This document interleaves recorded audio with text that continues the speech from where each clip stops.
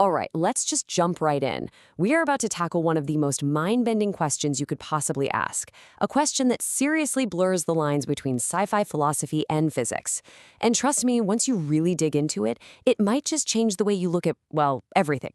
So let's just put the question on the table. Are we, you and me, right now, living inside some giant, unbelievably complex computer simulation? I know, it sounds like something straight out of a movie, but this has become a dead serious topic of debate among some of the smartest people on the planet. And the arguments for it, they're actually disturbingly persuasive. So, how in the world do we even wrap our heads around this? Well, here's the plan. We're going to start with a philosophical argument that really lit the fuse on this whole conversation. Then we'll play detective and hunt for clues in the very fabric of the cosmos. From there, we dive into the big one, the ghost in the machine, consciousness itself. After that, we'll get a little dizzy exploring the idea of worlds within worlds. And finally, we'll bring it all home with the huge idea that maybe, just maybe, reality is nothing but information. Okay, our journey starts with this one simple, brilliant paper from a philosopher named Nick Bostrom. Now, he didn't come out and say, we're definitely in a simulation. What he did was lay out a piece of logic so clean and so tight that it's incredibly hard to find a way out of it. He called it the simulation argument. And it's not a proof, it's what's known as a trilemma. It's a logical puzzle that says there are three possible outcomes. Now, here's the kicker. All three of them sound pretty wild and unlikely, but Bostrom's logic suggests that one of them has to be true. So here are the three paths logic forces us down. Option 1, extinction. Maybe civilizations like ours almost never make it. They hit some kind of great filter, war, climate change, you name it, and they wipe themselves out before they ever get advanced enough to create these kinds of simulations. Option 2, disinterest. Maybe they do get super advanced, but for whatever reason, they just don't care to run simulations of their ancestors. It's boring to them, or maybe it's unethical. And then there's option 3. They can, and they do. They run billions and billions of these simulations. And if that's true, the conclusion about our own world is pretty staggering.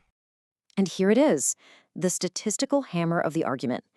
Think about it. If any number of advanced civilizations start running these ancestor simulations, then the number of simulated realities will explode. You'll have billions, maybe trillions of simulated people for every one person in the original base reality. So, just based on pure probability, which one are you more likely to be? Yeah, you're almost certainly one of the simulated minds. Okay, I know, the logic is pretty compelling, right? But is there any hard physical evidence? Let's switch gears from philosophy to physics and see if we can find any tells, any clues in the source code of reality itself. And we're going to look at this from both sides, because on the one hand, our universe has some really weird properties that look suspiciously like what you'd expect from a computer program. But on the other hand, there are some huge problems with the idea and, a pretty noticeable lack of glitches in the matrix. So let's run through the clues. Physicists have found that there seems to be a smallest possible unit of space and time, the Planck scale. It's almost like our reality has a screen resolution, like it's made of pixels. Then there's the speed of light, a hard limit that nothing can exceed. It acts kind of like a universal processing speed. But the weirdest one? Quantum mechanics. The fact that particles don't even seem to have definite properties until we look at them, that is exactly like how a video game saves processing power by only rendering the parts of the world a player is actually looking at. It's called lazy rendering. Spooky, right? And this idea gets to the heart of what's called digital physics. Thinkers like Zeus, and especially John Wheeler with his famous it from bit idea, have argued that maybe the universe isn't just described by math, maybe the universe is math. Maybe it is computation, and the laws of physics are just the lines of code it's running. But hold on, because there are some giant hurdles here. The sheer amount of computing power you'd need to simulate our universe down to the quantum level it's basically unimaginable. And where are the bugs? You'd expect a system this complex to have some glitches, some rounding errors, but the laws of physics seem perfectly consistent. And that brings us to the biggest problem of all, the one the whole thing really hinges on: consciousness. This is it, the ghost in the machine. Because Bostrom's whole argument, that whole statistical trap, it all relies on one massive assumption, that you can even have consciousness in a computer simulation. If you can't, then all those simulated beings would just be philosophical zombies, empty shells, and the entire argument just evaporates. This is the absolute make or break question. Is consciousness something special, something that can only emerge from the wet biological goop of a brain? Or is it a process, an algorithm, something that can run on any platform that's complex enough, including silicon? And this is where some really cutting-edge theories come into play. There are frameworks being developed that suggest consciousness has nothing to do with biology. Instead, they propose it's a specific kind of informational pattern. It's like a system that's constantly watching itself and then watching itself watch itself in this endless recursive loop. If consciousness is just a mathematical dynamic, then of course it could run on a computer. And that's exactly why research into artificial consciousness is so unbelievably important.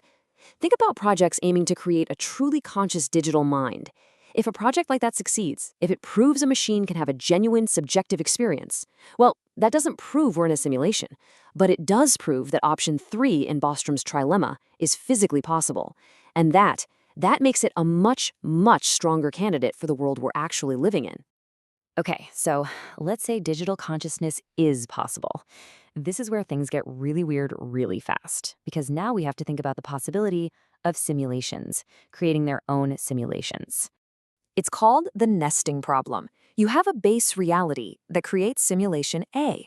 Then, the people inside simulation A get advanced enough to create simulation B, and the people in B create C, and on and on and on, like Russian nesting dolls. It creates this huge stack of realities, which brings up the obvious question: where in that stack are we? The odds are not at the top. And this brings us crashing into some incredibly deep ethical territory. I mean, if we are about to create genuinely conscious digital beings ourselves, what's our responsibility to them? Are we about to play God for an entire simulated universe? And if we do, what does that imply about the beings who might have created our universe? Because here's the bottom line, and this is so important. It doesn't matter if your brain is made of carbon or code. If you are conscious, your experience is real to you. Your happiness is real. Your fear is real. A simulated pain hurts just as much as a real one. And that's why this isn't just some fun thought experiment. It has real moral stakes.